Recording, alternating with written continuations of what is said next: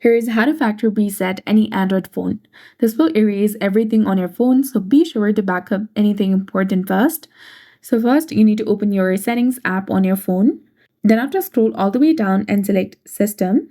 Then after, you need to scroll all the way down and there you'll get the option of about phone. Go ahead and select it. Again, scroll down and there you'll get the option of reset, that is below software update. Go ahead and select it.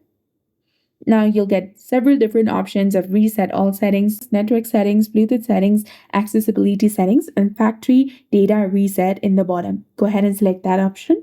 Then scroll all the way down and there you'll get the option of reset. Go ahead and select it. Then enter your current PIN or password and your phone will restart a few times, and when it's finished, it will be completely reset to its original factory settings. So that's it. I hope you found this video helpful. If you did, please like, share, and subscribe. Thanks for watching. We'll see you again in the next one.